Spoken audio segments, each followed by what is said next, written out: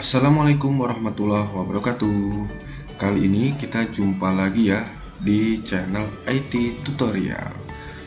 Oke, di video kali ini kita akan membahas fungsi absolut ya. Jadi pada Excel mungkin teman-teman sudah pernah dengar ya fungsi absolut.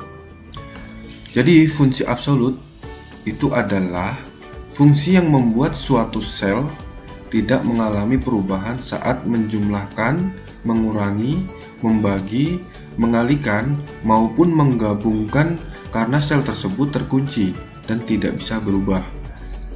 Jadi pada fungsi absolut ini kita bagi menjadi 3 macam ya. Jadi di sini ada penguncian kolom, kemudian ada penguncian baris, kemudian yang ketiga contohnya adalah penguncian baris dan kolom. Oke, kita langsung praktek saja ya, jadi nggak usah lama-lama. Jadi teman-teman yang mau langsung ikut praktek dengan saya bisa langsung dibuka komputer atau laptopnya di rumah, langsung buka aplikasi Excel, nanti kita langsung uji coba. Oke, di sini saya sudah kasih contoh ya. Di sini kita buat seperti ini. Kemudian di kolom, misal kita di kolom A9 kita mau mengunci kolom saja ya. Jadi huruf B ini ketika rumus kita kopikan ke samping ini huruf B atau kolom B7 ini tidak akan berubah ketika rumusnya kita kopikan ke samping. Kita uji coba ya. Di sini misal saya akan menulis di sini, kita akan menampilkan isi data yang ada di B7 ini ya. Kalau kita klik di sini kita bisa cek nih B7. Oke, kita coba di sini. Misal saya ingin menampilkan B7, saya ketik di sini sama dengan B7. Oke. Kalau kita tidak menggunakan fungsi absolut, saya enter ya. Ketika saya kopikan ke kolom B9, kemudian C9, D9, akan saya kopikan ke sini misalnya ya. Kita paste di sini. Maka otomatis rumus akan bergerak. Jadi dia akan bergerak ke C, kemudian oke, yang di sini nanti akan bergerak lagi ke D dan seterusnya, ini akan bergerak. Jadi gimana sih caranya biar ketika kita copy ke samping ini rumus tidak akan bergerak? Caranya adalah ini tadi, kita akan kunci kolom B ya. Di sini kita akan kunci, kita kasih di sini, kalau di keyboard ini adalah simbol dolar ya. Di sini simbol dolar, kita kasih simbol dolar, kemudian B7. Oke, kita enter di sini. Maka akan muncul, oh ya, ini B7 ya, tadi saya salah, ini B7. Oke, jadi ketika rumus kita kopikan ke samping, kita copy ya. Di sini contoh, kita copy ke samping, apakah dia bisa terkunci? Kita klik di sini paste. Oke, ketika kita copy ke samping maka rumus tidak akan bergerak, jadi dia tetap berada di B7 meskipun kita copy ke samping. Oke, jadi kita tidak perlu menulis satu persatu lagi ya. Sudah bisa membedakan ya mana yang menggunakan fungsi absolut, mana yang tidak. Oke.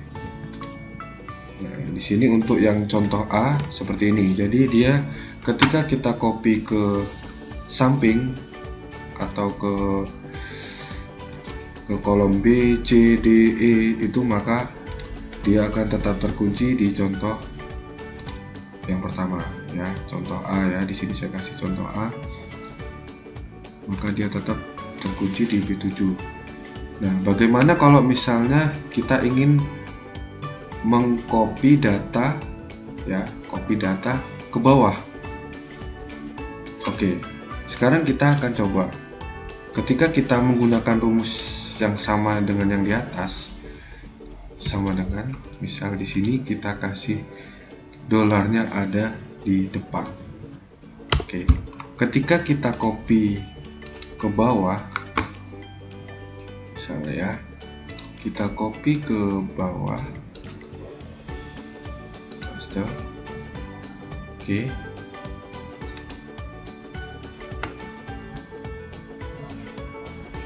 maka rumusnya tadi akan bergerak atau tidak, kita cek di sini. Ini benar, mari tetap ke B15. Oke, benar. Yang ini bagaimana? Oh, ini ternyata lari ke B16 di bawahnya.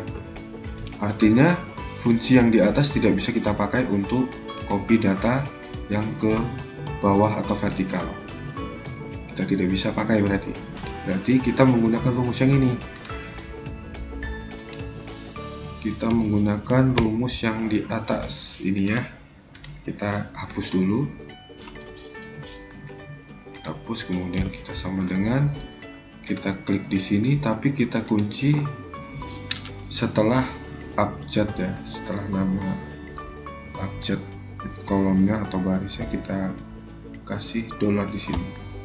Oke, jadi bedanya adalah yang ini sebelum abjad sel, yang ini setelah abjadnya. Oke, setelah kita enter, kita akan kopikan ke bawah. Kita akan kopikan ke bawah, apakah berhasil? Oke, kita cek rumusnya apakah bergerak atau tidak. Oke, tetap di B15 ya, ini kelihatan di sini. Di sini juga tetap ke B15, di sini tetap B15. Artinya rumus absolut yang tipe kedua, yang kedua, penguncian baris ini sudah berhasil. Artinya kalau menggunakan fungsi ini kita tidak perlu kita tidak perlu menulis harus seperti ini. Kita harus menulis satu persatu. Di sini nanti kita klik di sini, kita harus ini. Jadi tidak perlu seperti itu. Jadi dengan fungsi ini kerja kita bisa lebih cepat. Oke, ini sudah maksud ya. Jadi untuk setelah huruf ya, setelah huruf di sini, kemudian yang ini sebelum huruf sel ya, nama sel. Kemudian yang fungsi yang ketiga yaitu absolut mutlak. Ini artinya kita mau kopikan ke samping ataupun ke bawah, itu sel yang berada di H7 di sini, sel yang berada di H7, oke, sel yang berada di H7 ini tidak akan berubah. Misal kita ketik di sini sama dengan, kemudian kita klik di sini, kita kasih fungsi absolut mutlak di sini. Di sini, kemudian setelah huruf kita kasih lagi kunci di sini. Nah, kita enter, maka ketika kita kopikan datanya ke bawah, kita coba ya, kita kopikan ke bawah ya. Nah, ketika kita kopikan ke bawah, kita cek rumusnya di sini, dia tidak bergerak, dia tetap berada di H7. Ini menggunakan fungsi absolut mutlak. Jadi ketika kita kopikan ke samping juga di sini, ketika kita kopikan ke samping, paste ya, maka rumus juga tidak akan bergerak. Jadi dia akan tetap berada di H7.